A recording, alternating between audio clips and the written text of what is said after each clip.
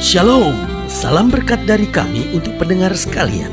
Saat ini pendengar akan diberkati dengan program Hari Ini Harinya Tuhan bagian yang ke-8. Sebuah program rohani tentang doktrin Alkitab yang menolong kita untuk semakin tertanam dalam kebenaran firman dan bertumbuh dalam kemuliaan. Bersama hambanya, Pendeta Gilbert Lumwendong, STH. Banyak orang merasa doktrin Alkitab sebagai sesuatu yang membingungkan. Tetapi tahukah saudara bahwa doktrin Alkitab intinya adalah memahami Alkitab dengan benar, dengan pemahaman yang sistematis, sehingga kita terus dapat tertanam di dalam kebenaran firman, sehingga kita terus bertumbuh di dalam kemuliaan Allah. Buka hati saudara sekalian untuk menerima berkat-berkat firman-Nya hari ini. Kebanggaan hidup di dalam Kristus adalah bahwa kita memiliki juru selamat. Karena Kristus bukan hanya nabi, bahkan Kristus bukan hanya penyebar agama, tetapi saudaraku yang kasih dalam Tuhan, Kristus adalah juru selamat. Nah, kalau kita bicara juru selamat, maka pertanyaan kita, apa sih juru selamat itu? Karena orang tidak biasa dengan istilah juru selamat, tetapi Kristus adalah juru selamat. Apa artinya juru selamat ini? Yang pertama, bicara tentang juru selamat artinya dia memperdamaikan kita dengan Allah. Artinya apa? Dia membereskan dosa-dosa kita. Karena dosa yang membuat manusia tidak bisa selamat, dosa yang membuat manusia ada dalam kebinasaan, dosa yang membuat manusia hidup dalam kehancuran, dosa yang memisahkan manusia dengan Allah. Tetapi kemudian Kristus datang, dia membereskan dosa-dosa kita, sehingga hidup kita diperdamaikan dengan Allah. Sehingga kita yang tadinya jauh menjadi dekat, kita yang tadinya melawan Allah menjadi orang-orang yang diangkat sebagai anak-anak Allah. Haleluya. Berarti sebagai juru selamat, yang pertama dia memperdamaikan kita dengan Allah. Yang kedua, sebagai juru selamat dia membereskan segala hidup kita. Karena tadinya mungkin hidup kita kacau, hidup kita berantakan, tadinya karakter-karakter kita jelek, tetapi kemudian sebagai juru selamat dia mulai bereskan hidup kita. Kesombongan kita mulai diangkat dari hidup kita, keegoisan kita, kepala batu kita, rasa mau menang sendiri kita, kebencian, kedendaman kita dibereskan, sehingga kita dapat berkata, aku hidup, tapi bukan lagi aku yang hidup, tapi Kristus yang hidup dalam aku. Haleluya. Yang ketiga, sebagai juru selamat dia juga membuat indah hari depan kita. Yang tadinya kita bertanya bagaimana dengan hari depan kita, tetapi kemudian setelah kita tahu dia juru selamat, kita tahu pasti hari esok kita secerah janji-janji Allah. Karena sebagai juru selamat dia tuntun kita masuk dalam janji-janji Allah, dan dia tuntun kita masuk dalam rencana kemuliaannya. Haleluya. Dan yang keempat, kalau kita bicara Kristus sebagai juru selamat, apa artinya? Dia menjaga kita tiap hari. Sehingga kita berkata 1,000 boleh rebah di sisi kirimu, 10,000 boleh rebah di sisi kananmu, tapi itu tidak akan menimpamu. Kita yakin betul sebagai juru selamat, setiap hari kita adalah hari yang dijaga oleh Tuhan. Setiap hari kita merupakan hari mujizat, dan setiap hari kita menjadi hari sukacita, sorak-sorai kemenangan. Haleluya. Selamat datang dalam program kita hari ini, Harinya Tuhan. Sebuah program rohani yang kembali mengingatkan kepada kita betapa pentingnya kita menjadikan firman Tuhan sebagai dasar keseharian hidup kita. Karena selama kita menjadikan firman Tuhan sebagai dasar keseharian hidup kita, langkah-langkah ke depan kita penuh dengan kepastian, kemenangan, berkat, mujizat, dan perkara-perkara besar. Haleluya. Dan dalam program ini kita memang sedang bicara tentang juru selamat. Bahwa Yesus yang kita sembah bukan hanya nabi, bukan hanya penyebar agama, tetapi kita panggil dia sebagai juru selamat. Dia menyelamatkan kita, sehingga barang siapa yang percaya kepadanya tidak binasa, melainkan beroleh hidup yang kekal. Haleluya. Dan saudara yang kasih dalam Tuhan, dalam program hari ini, dalam pembahasan kita tentang juru selamat, kita mau belajar sama-sama dari Yesaya pasal 63. Yesaya pasal 63 ayat yang ke-7 sampai ayat yang ke-19. Yesaya 63 ayat yang ke-7 sampai 19. Demikian firman Tuhan di bawah judul doa pengakuan dan permohonan Israel. Ayat 7. Aku hendak menyebut-nyebut perbuatan kasih setia Tuhan, perbuatan Tuhan yang masyhur, sesuai dengan segala yang dilakukan Tuhan kepada kita, dan kebajikan yang besar kepada kaum Israel, yang dilakukannya kepada mereka sesuai dengan kasih sayangnya, dan sesuai dengan kasih setianya yang besar. Bukankah ia berfirman, sungguh merekalah umatku, anak-anak yang tidak akan berlaku curang, maka ia menjadi juru selamat mereka dalam segala kesesakan mereka. Bukan seorang duta atau utusan, melainkan ia sendirilah yang menyelamatkan mereka. Haleluya. Ia sendiri yang menyelamatkan mereka. Saya sebut ia sebagai juru selamat. Dialah yang menebus mereka dalam kasihnya dan belas kasihannya. Ia mengangkat dan menggendong mereka selama zaman dahulu kala. Tetapi mereka memberontak dan menukarkan Roh Kudusnya, maka ia berubah menjadi musuh mereka, dan ia sendiri berperang melawan mereka. Lalu teringatlah mereka kepada zaman dahulu kala, zaman Musa hambanya itu, di manakah dia yang membawa mereka naik dari laut bersama-sama dengan pengembala kambing dombanya, di manakah dia menaruh Roh Kudusnya dalam hati mereka, yang dengan tangan yang agung menyertai Musa di sebelah kanan, yang membelah air di depan mereka untuk membuat nama abadi baginya, yang menuntun mereka melintasi samudera raya seperti kuda melintasi padang gurun. Mereka tidak pernah tersandung seperti ternak yang turun ke dalam lembah. Roh Tuhan membawa mereka ke tempat perhentian. Demikianlah engkau memimpin umatmu untuk membuat nama yang agung bagimu. Pandanglah dari sorga dan lihatlah dari kediamanmu yang kudus dan agung. Di manakah kecemburuanmu dan keperkasaanmu, hatimu yang tergerak dan kasih sayangmu. Janganlah kiranya engkau menahan diri.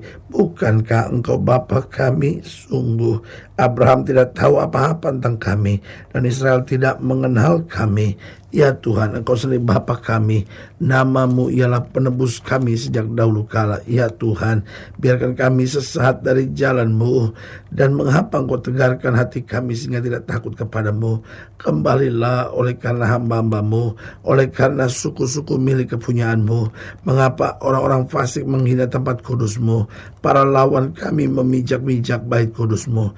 Karena kami seolah-olah kami dari dahulu kala tidak pernah berada di bawah pemerintahanmu, seolah-olah namamu tidak pernah disebut atas kami. Saudaraku yang kekasih dalam Tuhan, Dia adalah Tuhan yang mau menjadi juru selamat. Ayat yang ke-8 berkata, bukankah ia berfirman, sungguh merekalah umatku, anak-anak yang tidak akan berlaku curang, maka ia menjadi juru selamat mereka. Saudaraku yang kasih dalam Tuhan, pertanyaannya, mengapa kita membutuhkan juru selamat? Yang pertama saya pelajari kenapa kita butuh juru selamat, karena amal dan ibadah kita tidak cukup untuk sebuah keselamatan. Saudaraku yang kekasih dalam Tuhan, ada banyak orang berpikir sekadar memiliki sebuah agama itu cukup. Tapi sebagai hamba Allah, saya mau ingatkan, ada banyak orang beragama tetapi tetap nipu. Ada banyak orang beragama tetapi tetap hidupnya curang. Ada banyak orang beragama dan mengatasnamakan agama, berpikir dia boleh berzina, dia boleh berselingkuh, dia boleh punya istri lebih dari satu. Saudaraku yang kasih dalam Tuhan, itu yang saya katakan, mengatasnamakan agama tapi melakukan sesuatu yang jahat, salah, dan penuh dengan kemunafikan. Saudaraku yang kasih dalam Tuhan, kalau agama sudah mengizinkan seseorang untuk kawin beberapa kali, pertanyaan saya cuma sederhana, masihkah kita berkata itu kudus? Masihkah kita berkata itu benar? Karena saudaraku yang kasih dalam Tuhan, secara khusus kita harus pelajari bahwa agama tidak bisa menuntun manusia pada keselamatan. Lihatlah orang-orang beragama saling menyerang satu sama lainnya, saling membunuh satu sama lainnya atas nama agama, berpikir dia boleh melakukan kejahatan bagi yang lain. Dan ketika dia sudah merusak rumah ibadah orang, ketika dia sudah membunuh orang dengan bangga yang dia berkata Tuhan Maha Besar. Saudaraku yang kasih dalam Tuhan, akhirnya kita pelajari bahwa agama tidak bisa menyelamatkan manusia. Yang bisa menyelamatkan manusia adalah juru selamat. Kenapa kita butuh juru selamat? Karena amal dan ibadah kita tidak cukup untuk keselamatan. Di tengah amal dan ibadah kita tetap tidak punya keyakinan apakah kita bisa masuk surga. Tetapi ini yang saya mau ingatkan, kalau Yesus sebagai juru selamat sudah mati buat kita, curahkan darah buat kita, dan akhirnya bangkit dari kematian, membuktikan membuktikan kepada kita bahwa dia bukan hanya nabi, tapi dia juru selamat. Itulah yang memberi kepastian untuk keselamatan. Berarti ingat mengapa kita butuh juru selamat. Karena amal dan ibadah kita tidak cukup untuk keselamatan. Yang kedua, mengapa kita butuh juru selamat? Karena kita lemah. Saudaraku yang kasih dalam Tuhan, kita lemah. Lalu mungkin saudara berkata, apa maksud pendeta kita lemah? Kita gampang terpengaruh, kita gampang goyah, kita gampang jatuh. Karena pada dasarnya kita lemah. Sementara serangan-serangan iblis berbahaya. Alkitab berkata, lawan musuh iblis sama seperti singa yang berkeliling, mencari orang yang dapat ditelannya. Artinya, kalau saya nggak sungguh-sungguh mengandalkan juru selamat, saya mudah goyah. Tapi selama saya mengandalkan juru selamat, saya aman dalam perlindungannya. Yang ketiga, mengapa kita butuh juru selamat? Karena upah dosa itu maut. Saudaraku yang kasih dalam Tuhan, kita hanya diajarkan oleh agama supaya kita tidak berbuat dosa. Karena kalau kita tidak berbuat dosa, maka kita pasti akan beroleh keselamatan. Tetapi agama tidak punya jaminan bagaimana setelah kita jatuh dalam dosa. Karena memang Alkitab berkata upah dosa ialah maut. Agamanya mengajarkan, ya mintalah ampun. Lalu kita berkata, pastikah kita diampuni? Ya, mudah-mudahan Tuhan mengampuni sejauh kita datang dengan hati yang bersih.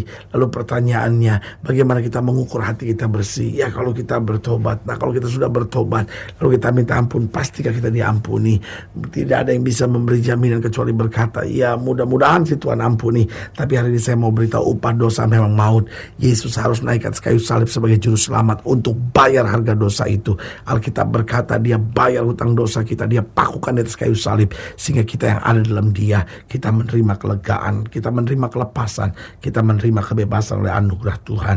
Mengapa kita butuh juru selamat? Yang pertama, karena amal dan ibadah kita tidak cukup untuk keselamatan. Yang kedua, karena kita lemah. Yang ketiga, karena upah dosa itu maut. Dan yang keempat, karena hidup kita hanya satu kali. Kita tidak bisa main-main sambil berkata, ya mudah-mudahan sih masuk surga, lihat aja nanti. Karena saudaraku yang kasih dalam Tuhan, kita hanya hidup satu kali. Dan itu berarti kalau kita menderita selama-lamanya, hancurlah segalanya. Karena itu marilah kita ambil keputusan hari ini. Tuhan, Engkau adalah juru selamat bagiku. Aku mengundang Yesus masuk dalam hidupku. Jadi Tuhan dan Raja dalam hidupku senantiasa. Haleluya.